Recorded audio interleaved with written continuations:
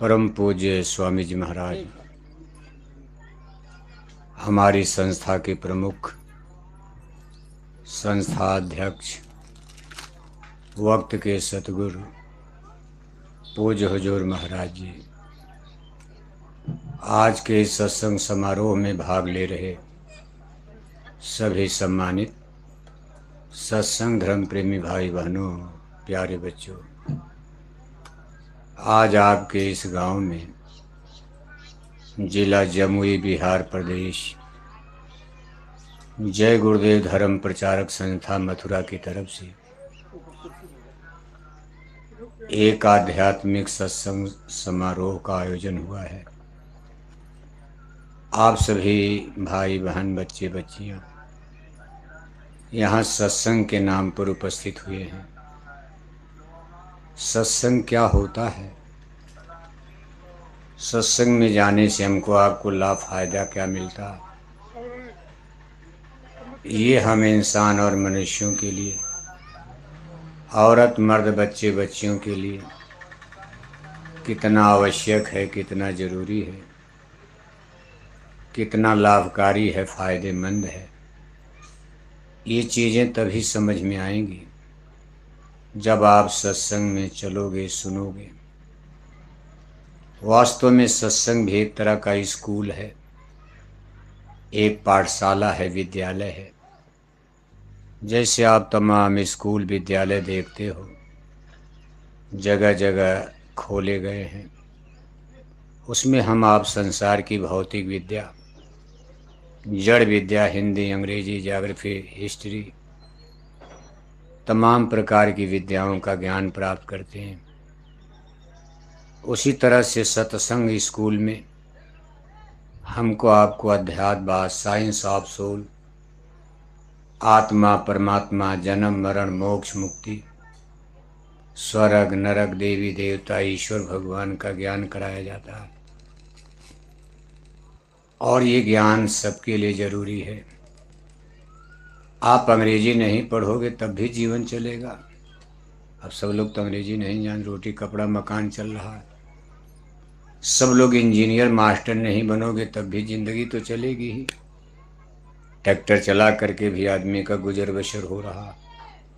गिट्टी मिट्टी तोड़कर मजदूरी करके जो लोग नहीं पढ़े लिखे हैं, मेहनत मजदूरी करके अपने बाल बच्चों का, अपना शरीर का पालन पोषण कर रहे हैं। लेकिन आत्मा परमात्मा का ज्ञान तो सबके लिए जरूरी है, क्योंकि मौत सबकी निश्चित है। आप राजा हो, रंक हो, अमीर हो, गरीब हो, चाहे कोई बड़ी जाति का, चाहे छोटी जाति का, मैन इज मार्टल, ये मृत्यु लोक है। जिसने भी यहाँ जन्म लिया है, एक निश्चित टाइम पीरियड के बाद आपको जमुई छोड़ करके चलना है। और सबसे बड़ी बात यह है कि जिस दिन आप जाओगे, सुई का नोक भी आपके साथ नहीं जाएगा। चाहे आप लाख कमाओ, करोड़ कमाओ, अरब कमाओ, खरब कमाओ, 100 बीघा जमीन बना लो, 200 बीघा बना लो, 1 कोठी बना लो, 50 कोठी बना लो, 1 कार खरीदो, चाहे 50 कार खरीदो, लेकिन मौत के बाद तो सब आपका यहीं छूटेगा। हम आप इस चीज पर चिंतन विचार नहीं करते। इस माया के कठिन जाल में फंसकर हमको आपको केवल यहाँ की जमीन, बगीचे, घर, मकान, कोठी, हवेली, रुपए, पैसे, धन दौलत नजर आते। लेकिन आप उन लोगों को देखो जो आपके पहले यहाँ आए थे। ये गांव बहुत पुराना है। आपके इस गांव में पैदा होने के पहले कितने लोगों ने यहाँ जन्म लिया होगा। वो भी इसी ख्याल में बह गए कि ये गेहूं का खेत हमारा है। वो भी यही कहते थे, ये चने का खेत हमारा है, ये मक्का का खेत हमारा है, ये जमीन हमारी है, बगीचा हमारा है, कोठी मकान हमारा है। हमारा हमारा करते करते वो लोग चले गए। अब उसी चीज पर आप दावा करो कि हमारा है। 10-20 साल में आप भी निपट जाओगे, तब आपके नाती पोता कहेंगे कि ये हमारा है। ऐसे हमारा हमारा करते करते मानव जाति की अनगिनत पीढ़ियों ने जन्म लिया और अनगिनत पीढ़ियां मौत को प्राप्त हो गई, और कोई कुछ लेकर नहीं गया, सब यहीं पड़ा। ना घर तेरा ना घर मेरा, चिड़िया रैन बसेरा। संत महापुरुष कहते भी तो रैन बसेरा है। ये संसार धर्मशाला, शराय, रेंटेड हाउस, किराए का मकान। किराए की जगह कभी अपनी नहीं होती, उसका आप किराया भी देते हो जब तक रहोगे। इसके बाद मकान मालिक आपको उसमें से निकाल देता। यानी कुल मिलाकर सोच लो, ये जमीन आपकी नहीं है, ये धरती मिट्टी आपकी नहीं है, ये बेटा बेटी नाती पोता आपके नहीं है, रिश्तेदार नातेदार दोस्त मित्र आपके नहीं है, और सबसे बड़ी बात, ये शरीर भी आपकी नहीं है, जो शरीर सदैव आपके साथ रहता। रिश्तेदार नातेदार तो कभी मिलते हैं, जमीन जायदाद बगीचा तो आपसे अलग है, लेकिन ये शरीर तो सदैव आपके साथ है। लेकिन ये भी एक दिन आपका साथ छोड़ देगा। जिस दिन इस शरीर से आपकी आत्मा को निकाल दिया जाएगा, आंखों का देखना बंद, कानों का सुनना बंद, जबान का बोलना बंद हो जाएगा, हाथ पैर की सारी क्रिया डेड हो जाती। तब आप कहते भाई दादा मुर्दा हो गए। मुर्दा का मतलब मर गए, बेकार हो गए। बेकार चीज कोई घर में कब तक रखता? आपके घर में कोई बेकार चीज है, उसको झाड़ू लगाकर, झाड़ कर, पोंछ कर आप घर के बाहर घोर गड्ढा में, कूड़ेदान में डाल देते हो, सड़ जाता। ऐसे ही मौत के बाद ये शरीर, जिस दिन इसमें से स्पिरिट यानी आत्मा निकल गई, आपका ये शरीर मुर्दा यानी बेकार मान लिया जाएगा, और अपने ही घर वाले जल्दी जल्दी कफन दफन करके कहीं नदी के किनारे, कहीं पेड़ के नीचे अपने ही हाथ से आग लगाकर जला देंगे। सोचो ये कैसा विचित्र संसार है। आज अगर आपको कोई गाली दे दे तो नाती पोता लाठी लेकर खड़े हो जाएंगे कि तूने मेरे दादा को गाली कैसे दे दिया। आज वही नाती पोता दादा को आग में जला रहे हैं। हाड़ जरे ज्यों लाकड़ी, केस जरे ज्यों घास। शरीर की सारी हड्डियां लकड़ी की तरह से, शरीर के सारे बाल घास की तरह से घंटे 2 घंटे में जलकर मुट्ठी भर राख हो जाते। सूरज की तरह से चमकता हुआ चेहरा, सोने की तरह से चमकती ये शरीर आग में जलकर मुट्ठी भर राख हो जाएगी। मिट्टी मिट्टी में मिलकर मिट्टी बन जाता। आप जमुई के सबसे सुंदर आदमी हो, सबसे धनवान हो, सबसे बलवान हो, सबसे पहलवान हो, सबसे पढ़े लिखे ज्ञानी विज्ञानी हो, लेकिन आपके लिए भी वही नियम है। ये नहीं कि आप नहीं जलोगे, सब लोग इसी मिट्टी में, जमुई की मिट्टी में मिल जाएंगे। इसके बाद अपने हिंदू समाज में अनेक परंपरा है। मरने के बाद आप अनेक परंपरा का निर्वाह करते हो, धार्मिक अनुष्ठान, कर्मकांड। 10 दिन तक लोग रोते गाते हैं, फिर 10वां मनाते हैं। चूँकि आप सब लोग यहाँ हिंदू बैठे हो, आज हमारे इस सत्संग सभा में कोई मुसलमान भाई नहीं,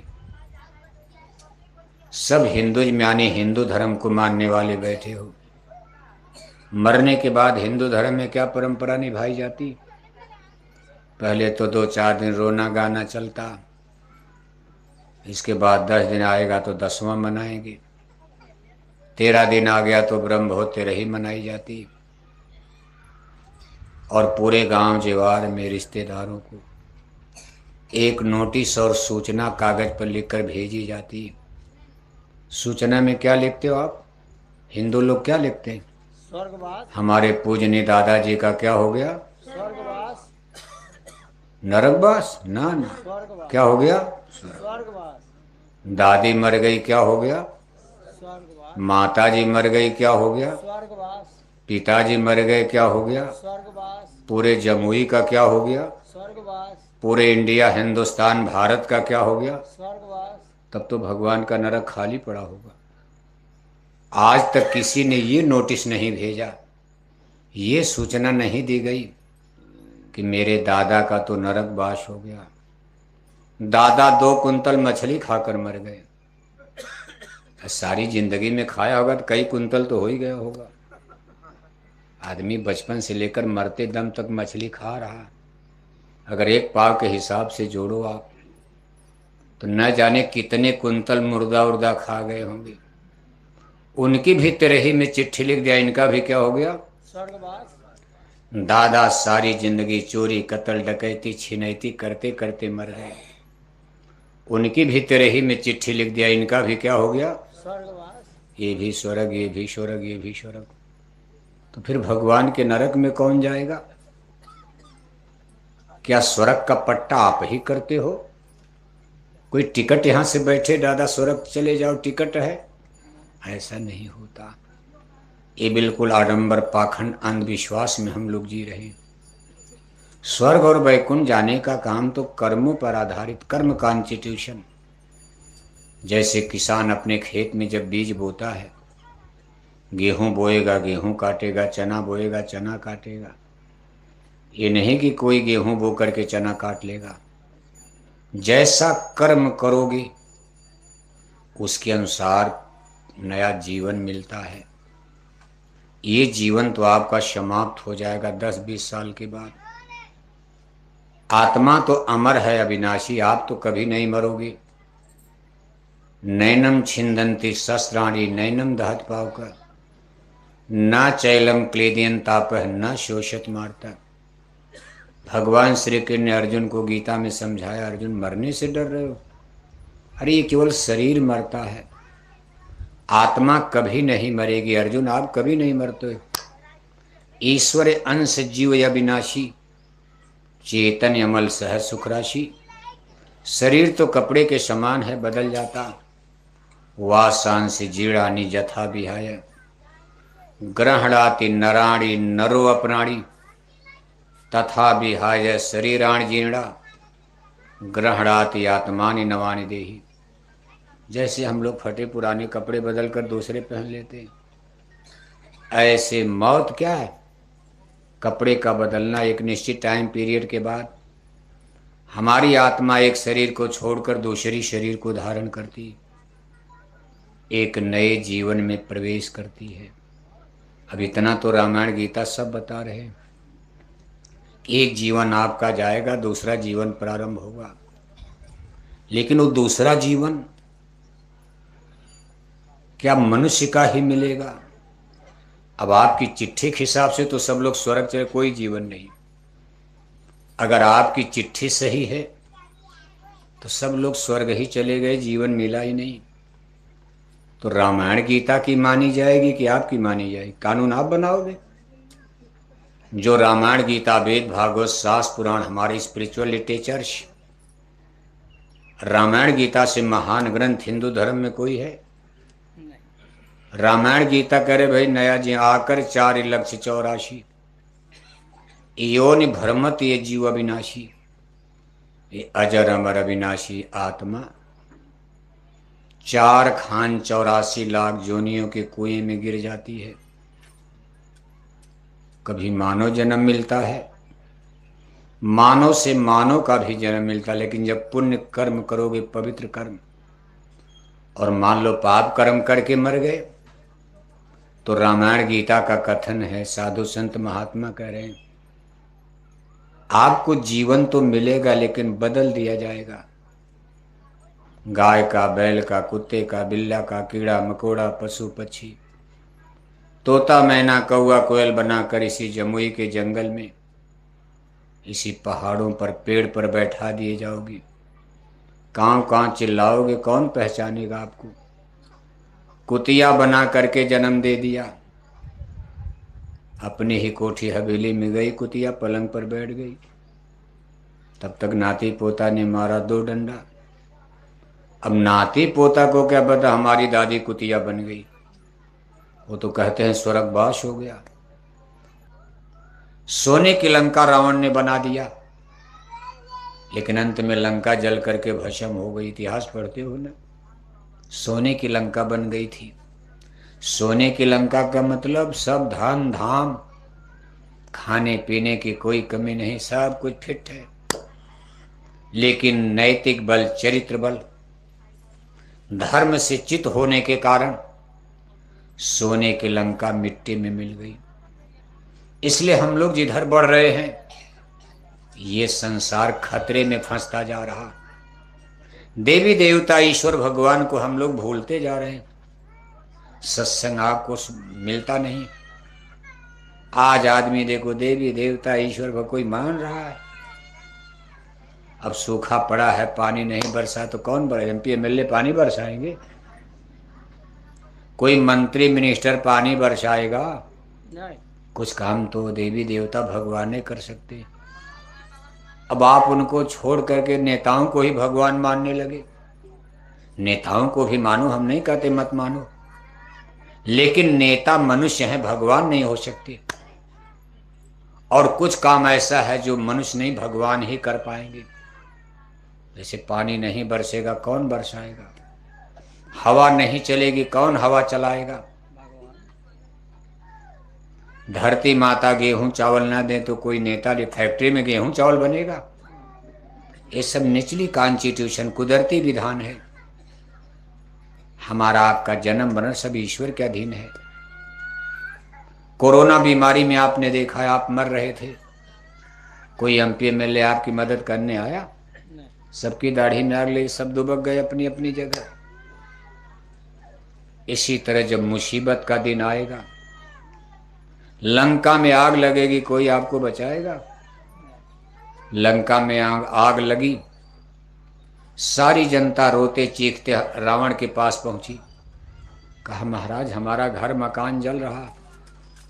रावण ने कहा मेरा महल भी तो जल रहा है, पहले अपना महल बचाओ कि तुम्हारा घर बचाऊं?